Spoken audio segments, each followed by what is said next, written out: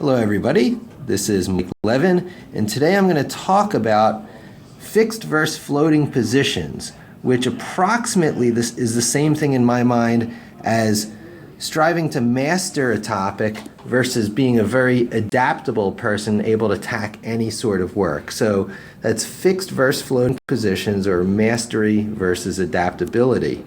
And as I often do, I'm going to start out with one of those graphs over time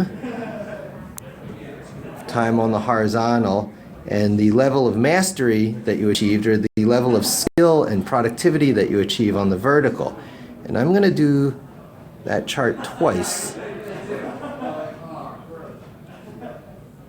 And when you try and master something like the violin or carpentry or anything that you can become a master artist or craftsman of, you're going to start out in life at some point, and it's got a steep learning curve. Anything worth doing is going to take a long time to get good at it. But because the tools you're using, the musical instruments, relatively don't change, when you achieve that high level of mastery, muscle memory kicks in, and you're a master of it for the rest of your life. And that is a very noble goal, and in fields like music and carpentry, it's very attainable. But in the field of technology, the very tools are changing underneath of you as you go. The very text editors that you use, the versions revise, the keyboards themselves seem to be changing, going from the big keyboards to the flatter Apple-style ones. So all the tools, the languages evolve and change. So whereas musical instruments, there's an emphasis on mastery, with technology, it's more about adaptability. So you decide to get good at something, you take up an IDE like Visual Studio, you get good at it, you have that similar S-level curve. As you get good at it, you achieve mastery. And you achieve mastery a lot quicker because those types of technologies, those tools, are all about being productive fast. But then one day they change the version on you, they go from menus to docs, and then bam, you lose all that ground. But the good news is it's quite a bit easier to re-achieve that level of productivity on whatever replaces it. And then this becomes the repeating pattern of your life and career. Getting good at something, getting knocked back to ground zero as everything changes underneath of you. And this is not necessarily a bad thing.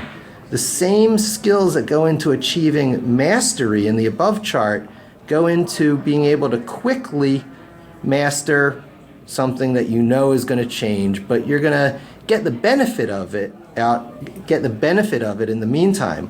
When you're at this point from here to here, and the hot thing is that very thing that you mastered, say for example these days, HTML5. It's very worth doing. Just knowing that when things change on you, you're at ground zero again.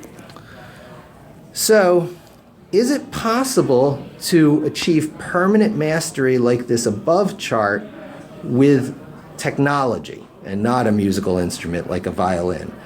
Well, yes, because as we discussed in the prior videos, with the layers of things that you build up, the layers of abstraction, if you don't choose an advanced IDE like VisualStudio.net or Eclipse, which follows this model, but you instead choose a text editor that's part of the very standard of the operating system, VI, or the enhanced version, which is VIM, you can learn the equivalent of a modern IDE, but it's a bit more old school.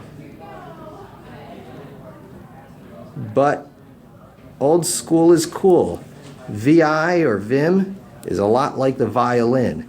You get good at your text editor. In fact, you master it once, And 20 years from now, no matter how much technology changes, you can be pretty sure that any machine you can sit down at, you'll be able to fire up VI or Vim and be productive right away on that piece of equipment. So there you go.